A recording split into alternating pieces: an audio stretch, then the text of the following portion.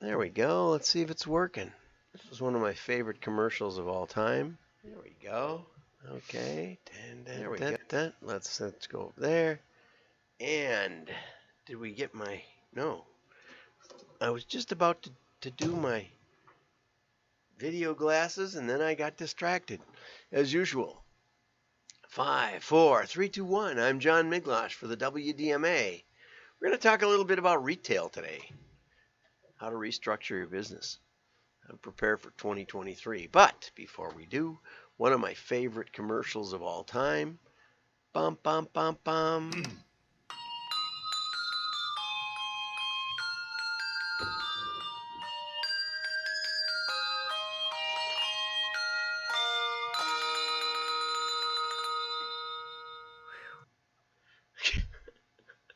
I don't know if you caught that, but the little one at the end goes whew, like that. Had that big solo at the end. They each have solos, I suppose, in a sense. Anyway, just happy fun. I have another one pulled out, but it's probably better in January, I would say. Anyway, so let's get over to the news, and we're going to start with Tom Fishburne, right, as usual. Let's see if we can get Tom Fishburne queued up. Yes, here it is. Safe is risky. Usually I don't put a commercial on the top of Tom Fishburne. I don't know why I did that today. I guess I'm just in a Christmas mood, right? So, how should we operate in this environment? And, it's not clear whose roles are whose roles. And the first is play it safe. This sounds like a CFO because, as we'll find out as we go through the article today, basically 2/3 of CFOs are saying play it safe, which is normal. Play it safe, cut spending, pull back investment, no big moves, wait and see. Anything else? We also have to completely reinvent how we do business. Okay, so we're going to talk about that a little bit. We're going to talk about reinventing how you do business. And something that I think both CEOs and CFOs will like, right? I think that's what's going to be the fun part. So Tom says he drew this cartoon in response to 2 studies that came out this week. They seem to capture the mixed signals that businesses are grappling with as they look at 2022. Okay, Deloitte CFO Signals report partly tracks the aversion of CFOs, the risk aversion of CFOs over time. Deloitte found that only 29% of CFOs say this is a good time to take greater risks. Right. We would rather sink slowly than try out new bailing equipment, as Tom will point out shortly. This is the lowest point. Now, this is what, sorry, Tom, but this is the lowest point since the second quarter of 2020. What is that, 18 months ago? The lowest point since what? Since not even 2 years ago. And which was the lowest since they started tracking in all the way back to 2015. They didn't even go back to 2008. So this is a nice index, and it'll be good, in the next 20 or 30 years. But to be honest, that's not worth. I don't think that's worth mentioning. I don't think you should have thrown that in there, Tom. Okay, at the same time, a new study from Alix Partners found that 98% of CEOs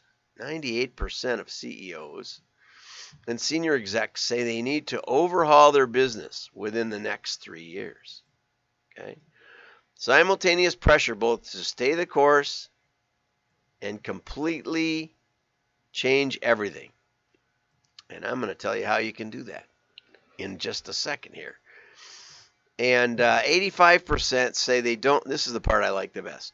85% say they don't know where to start making changes. So I've got some great ideas. And happy to come visit.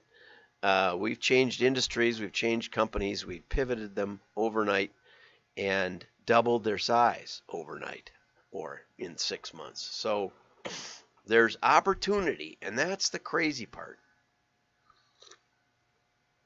Now, this particular study, we're going to see, I'm going to go over to it for a second. For those who move decisively and at pace, there's a tremendous opportunity to adapt and thrive amid the relentless disruption. If you can predict the future, if you even know what the issues are right now, where your pain points are, where your main threats are coming from, and you probably don't, right? Those who remain slow to action will get further behind. Okay, so this is one of my favorites. Instead of risking anything new, let's play it safe by continuing our slow decline into obsolescence. And that can work. The last buggy whip manufacturer is probably in business today. If you can slow the decline and stay in business when all others try to quickly pivot and go under, then you may enjoy great success. I remember running into Bob Franzblow back after the big cigar boom. So there was a big cigar boom. If you remember, Michael Jordan was smoking cigars in the locker room after they won their third NBA title, the Chicago Bulls, and everybody was smoking cigars. You could get decent cigars at your average gas station. Okay, they were everywhere. Cigar stores were popping up, and so consequently, anyway, after that though, all of a sudden, the state of Wisconsin started banning cigar stores, and cigars fell out of popularity a little bit, and it got where you couldn't hardly smoke one, and you couldn't buy them anywhere, and so I ran into Bob at a DMA or something, and I said, Bob, how are things going since they're legislating cigars out of existence? And he looks me straight in the eye and he smiles and he says, best year ever. So if you're the last man standing, there's kind of two strategies. That's one. Okay. Now let's get over to the disruption index. Okay. So relentless. Okay. So here's the thing. Relentless disruption has 75% of CEOs anxious that their company isn't adapting quick enough. It wouldn't surprise me if that same concept wasn't around in like 1960, right? Or in 1971, when I was in high school and inflation started heating up. Or let's see, it was about 77 when it was getting to be 20% a year. 57%, 85% struggle to know where to start. This is sort of a pre-summary here. As of the 18% of respondents who classify themselves as growth leaders, so it's a self-classification, 57% are changing their models now. So they're growth leaders and they're going to change their business. Got it? Okay, got it? And so in this environment, 85% don't know where to start, but they need to change right away. Okay? And, it's like, okay, so your GPS quit working, you don't have a map, so make sure you turn somewhere. The pandemic forced business leaders to come to terms with the inevitability of disruption, but as we see, this was just a dress rehearsal. Today's business environment is tougher and more disrupted than ever. And I just don't agree with that. When I got started in the distribution business back in 1978,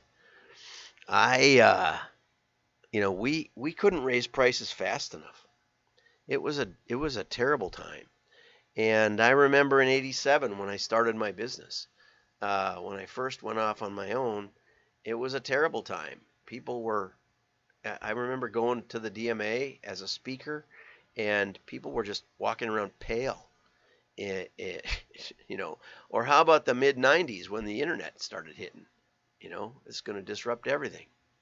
We did a lot of work with a lot of companies helping them transition into the internet. How to transition into direct to consumer. Okay, 98% recognize they need to change within the next 3 years, which is kind of a tautology. Of course you need to change in the next 3 years. The next 3 years will be different than the past 3 years. It's one of my arguments against long-term lifetime value studies. Well, the customers we acquired 5 years ago in the last 5 years have been worth $27.16. Okay. So what's today's new acquisition worth? Well, we don't know. Right. Is the economy the same? Oh, no, everything's changed. Are the competitors the same? No, everything's changed. How about your own product line? Oh, no, it's all different than 5 years ago. Okay, so then what was the point of doing the study? Right? I hate to say. So 56% say their companies cannot keep up with the pace of technological change. And of course, a lot of that is because marketing, especially, is focused on the shiny objects. 73% say shifts in workforce values and preferences are driving disruption in their companies. Of course it will. Of course, especially if you try to play to it, if you try to answer everything, yes, global warming. Oh, but it's 3 degrees in North Carolina this morning. They don't know what to do down there with it. It's supposed to snow on Christmas in Florida, down in, and I'm not talking about up in the Panhandle. I'm talking about way down. And so we have change. We have lots of issues. But fundamentally, ship good products. Give people a value. Make sure they get what they ordered. Those are the keys, right? Growth leaders in our survey, this was really funny, set the pace when it comes to overall growth in their industry this year. Okay, so these people are telling you what they're going to do. They're going to change everything. Well, they just grew. Of course it's going to change. Every time you grow 20%, your business changes, right? So by definition, they're already in the middle of change. Right? Half are saying they're changing their business model. But which half is going to be right? That's the great question. So it's a sort of a tautology. It's like survival of the fittest. Well, what are the fittest? Well, the ones that survive. Well, how do we know they're the fittest? Well, they survived. Right. So how do we know these are growth leaders? Well, they've grown. Well, are they going to keep growing? It's hard to say. Right? Mostly not. I've been through a lot of growth phases with a lot of companies, and I've caused a lot of them, but they don't last because it's too disruptive. Growth on itself, even in the best times, is tremendously disruptive. Okay, and if you think it's not, hang on, because the owners of the company are probably going to sell out, and that'll be it. So anyway, get somebody who's been around for more than 10 minutes, and maybe you'll come to this conclusion from Lee Peterson. The sky won't fall, and other retail predictions for 2023. Lee says 2023 is going to be better at retail than expected. That doesn't mean it's going to be great, because right now expectations are pretty low. Okay? Especially for those companies that appeal to the higher and lower ends of the market. Which are always probably the better places to be, either be on the high end or the low end. And it's hard to be in both, right? So Aldi will probably do great. The dollar store will probably do great. Costco will keep going. And so will Mercedes-Benz and Porsche. They'll keep selling cars, and Bentley. What are the trends to look for? More showroom stores. They have lower build-out costs, reduced labor, payroll, less on-hand inventory, lower rent, and next-day shipping charges. And Lee cites the Best Buy model. And I'm not sure what the Best Buy model is. I just look online, and they say, this is in stock in your store right over there. And so I say, okay, I'll buy it now. And they say, we'll email you and come get it. And I've been doing that for years, and I love that. Walmart, I did buy a TV that way, Black Friday 2022. But I can't even get on the Walmart website anymore. They ask me my password and stuff, and I can't remember what it is. And they don't help me out, and they don't even let me look around. Like eBay lets me look around, and then when I want to buy it, they say you want to log in. Makes perfect sense. Lots less trouble. Anyway, but Walmart, I haven't bought anything from Walmart this year. Normally I would, because they won't let me on their website. And I mean, I've been a Walmart customer for a long, long time. But, somebody's hosed that thing up. Look for used to be a driving force in retail for years to come. That is going to be like even used hardware, they're saying. Used consumer electronics. Well, that's why I use eBay mostly. I just bought a digital box from one of my old TVs, and it works great. It looks really good. Anyway, Deanne Campbell, my friend Deanne, says, while optimism remains high, retailers will focus on strategies that offer short-term wins or profits while they wait and see what happens with global recession, supply chains, political unrest, new climate regulations, and pandemics. In short, retailers will make cautious moves rather than playing the longer game for 2023. Okay, so that was excellent from Deanne. That's why I did the article, because she's featured in the comments. What I'd like to suggest is that the number one basic place to focus is in your marketing. What you want to do if you're a CFO is you want to put pressure on the marketing team and say, I want accountability for your marketing. I don't want to just see the number of clicks. I want to see a provable return on investment. Okay? And that's almost impossible in digital, because your website and where orders are placed is not connected directly to the digital ads you're placing. So it's like the old days where Procter & Gamble would put on TV commercials and then sales would go up, but they weren't sure who was buying or who saw the commercial and who didn't. Okay. Now, if you buy that strategy, and in 1987, when things were crazy going downhill, we won 5 out of 5 pitches in the ad agency I went to work for. 1 week before the stock market fell, the biggest fall since the Great Depression, I think, in fall of 1987. And we won 5 out of 5 because we told CFOs and CEOs, we can give you accountable advertising. It turned out that the ad manager from the company and the creative director from our ad agency did not want that. But if you're serious, if you're a CFO or a CEO who's serious about making changes and don't know where to start, here's a place you can start. There's a process called direct marketing. We're the Wisconsin Direct Marketing Association, although we had a great time in the Jingle Mingle. And Mohammed, my friend from the Gambia, even phoned in a couple times. We had trouble making the connection, but that's the first time we've ever had anyone from the continent of Africa try to join us on the meetups. That was excellent. So we had a brand new continent, and we'll figure that out. I'll figure that out with Mohammed one of these days, maybe over the holidays. So Mohammed, if you're out there listening, make sure. And Vinny, I want to shout out to Vinny, who said that since he started watching these shows, he hasn't missed a single one. Okay, but direct mail is featured often on here because mail does two things well. One, it does A/B splits and can be tracked back to the purchase.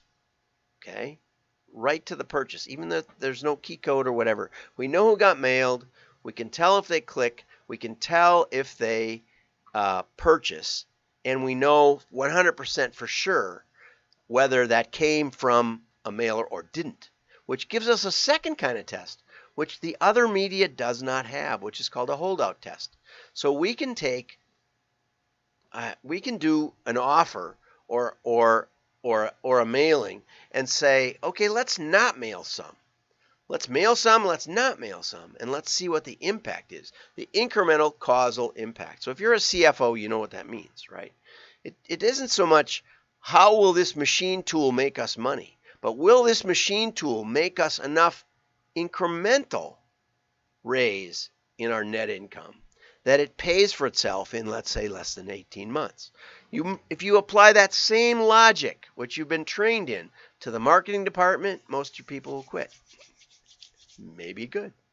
But with some help, we can develop those same techniques into a self-learning model. It doesn't depend on machine learning. It can, but it doesn't have to. And your marketing can get better and better and better and better in the midst of a recession. And I have helped 17 companies explosively grow. I've helped a lot of people, turn around too, but explosive growth by implementing the principles of testing and direct marketing.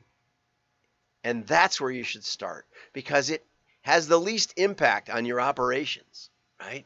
The least impact on your inventory and your personnel and all the rest. You can do things in marketing that can dramatically improve corporate performance without changing all the infrastructure. That's where you want to start. So have a great day. We'll have some more commercials and stuff for the rest of the week. My wife wants me to take off, but I enjoy doing it.